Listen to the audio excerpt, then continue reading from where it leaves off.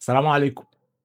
شايفك وانت عمال تقول ان كل حاجة وحشة بتحصل لك في حياتك دلوقتي بتحصل لك بسبب التعفن الدماغي. كل ما يحصل لك اي مشكلة تقول ده بسبب التعفن الدماغي، انا مش عارف اقرا بسبب التعفن الدماغي، انا مش عارف اشتغل بسبب التعفن الدماغي، انا مش عارف اتمرن بسبب التعفن الدماغي، انا مش عارف اركز بسبب التعفن الدماغي، انا مش عارف احط خطة ليومي وامشي عليها، برضه بتقول بسبب التعفن الدماغي. اكيد طبعا التعفن الدماغي ده حاجة موجودة، وكلنا قدراتنا الذهنية بتقل مع الوقت بسبب طبعا الريلز وبسبب التيك توكس وبسبب الشورتس. اكيد بتأثر على المخ، اكيد بتأثر على تركيزك، واكيد بتأثر على ذكائك وقدرات مخك. بس ما ينفعش طبعا نسلم ان خلاص في تعفن دماغي وانا دماغي بقت عاملة كده وخلاص هعمل ايه، ونسلم للوضع اللي بيحصل يعني. فانا النهارده جاي لك بطريقة او بتركاية لو قدرت تعملها ان شاء الله هتقدر تتعايش مع التعفن الدماغي، وهتقدر تتعامل مع التعفن الدماغي وتطلع باكتر نتيجة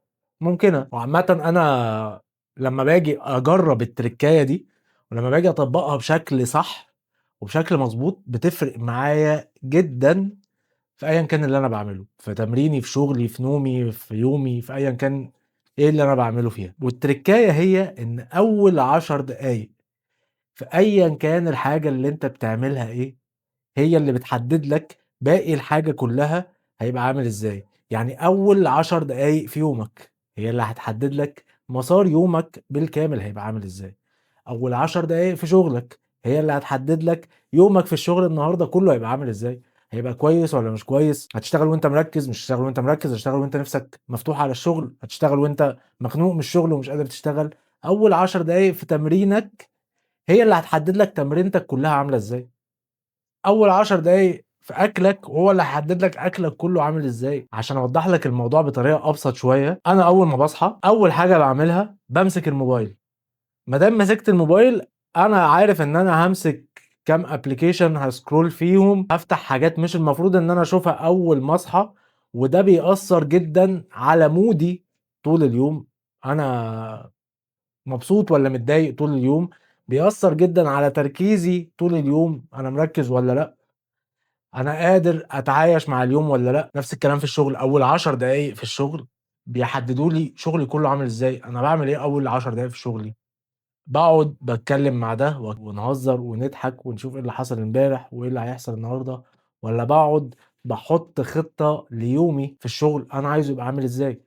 انا ناوي اعمل ايه النهارده، انا ناوي اعمل 1 2 3 4 5.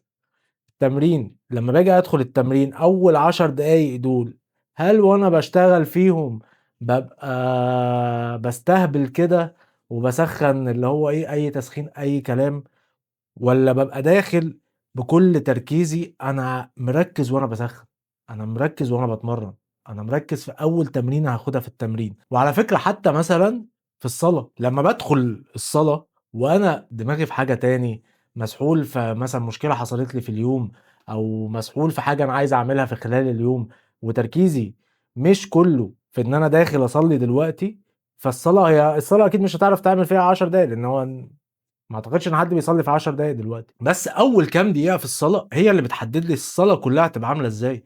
حتى لو سرحت في نص الصلاة بقدر ان انا ارجع تاني لتركيزي وان انا ابقى سامع الكلام القرآن اللي بيتقري وابقى مركز ايه اللي بيتقال، لان يعني هي كلمة واحدة قادرة ان هي تحسن لك يومك كله يعني. وعشان برضو اشرح لك الموضوع ده ايه ليه بيبقى عامل كده، مخ البني ادم بيكره اي حاجة جديدة، اي حاجة جديدة هو بيجي يعملها هو بيعتبر ان اللي بيحصل ده خطر عليه، اللي بيحصل ده هيستنزف من الطاقة اللي هو متعود يحطها في حاجات تاني، مع ان انت عندك مخزون طاقة لا نهائي، مخزون تركيز لا نهائي. بس هو المخ متعود ان انا اليوم بيحصل فيه 1 2 3 4 5، كل مهمة من ال5 مهمات دول بتستهلك جزء من الطاقة اللي هو محددها لليوم. يعني هو محدد 100% النهاردة من الطاقة هتطلع، فمقسم ان اول حاجة مثلا وانت رايح الشغل ده هيستهلك 15% من تركيزك، جوه الشغل ده هيستهلك 40% من تركيزك، في خلال اليوم في التمرين ده هيستهلك 20% من تركيزك، وهكذا يعني. فكل حاجة جديدة انت بتبقى عايز تعملها في يومك بشكل معين، مخك بيتجنن، إزاي يعني ده هيعمل حاجة جديدة يعني ده خطر، ده هيستنزف من الطاقة اللي أنا شايلها اللي مش هاعمل بيها أي حاجة، فيبدأ يكسّر لك في الحاجة دي. مثلًا أنت عايز تقرا، فتيجي تقرا أول كام سطر، تلاقي إن أنت مش فاهم، فمخّك يقول لك ده الموضوع صعب يا عم، لا، لأ، ريّح، ريّح، فتروح قافل الكتاب وراميه.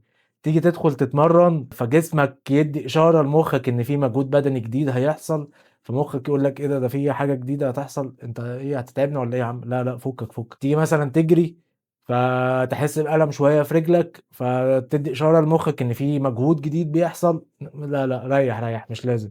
فمخّك هو أول عقبة بتواجهها لمّا بتيجي تعمل حاجة جديدة وأنت عايز تركّز فيها وتنتج فيها وتعملها بضمير. لو قدرت تتغلب على مخّك في أول 10 دقايق، هتشوف نتيجة للحاجة اللي أنت بتعملها مختلفة تمامًا عن الحاجة العادية. هتلاقي إن أنت أنا قادر إن أنا أقعد أقرا نُص ساعة وأطلع مستفاد من النُص ساعة دي، مش لازم أقعد أقرا 4 ساعات مثلًا عشان أطلع مستفاد من ساعة أو من نُص ساعة منها. الeffectiveness بتاعتك هتبقى أقوى وأحسن. دي تركاية أنا بقى لي فترة باجرّبها وشايف إن هي جايبة نتايج كويسة معايا، فحبيت أشاركها معاكم، ومستني رأيكم في الكومنتات، وسلام عليكم ورحمة الله وبركاته.